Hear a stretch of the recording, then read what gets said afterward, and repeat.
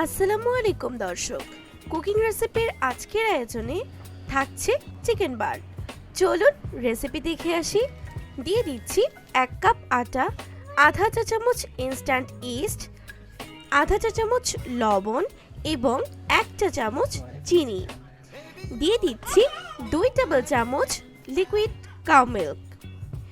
এবার একটি perfect do তৈরি করব। সামান্য একটু পানিও ব্যবহার করলাম। এবার সফট একটি ডো তৈরি করব।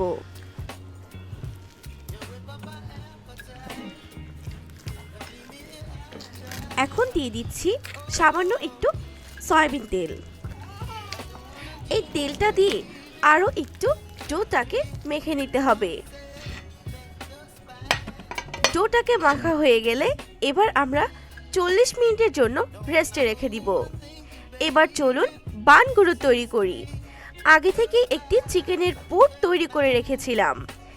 বানের মধ্যে দিয়ে বানটাকে রাউন্ড শেপ করে নিব।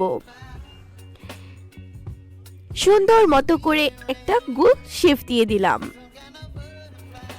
এভাবেই আমি প্রত্যেকটি বান তৈরি করে নিয়েছি। এবার একটি প্যান গরম করে তাতে বানগুলোকে বসিয়ে দিচ্ছি বেক করার জন্য। কোনো প্রকার তেলের ব্যবহার করছি না।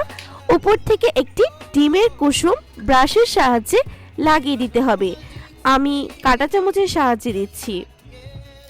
ডিমের কুসুমটা দেওয়ার কারণ হচ্ছে যাতে সুন্দর একটা ব্রাউন কালার আসে।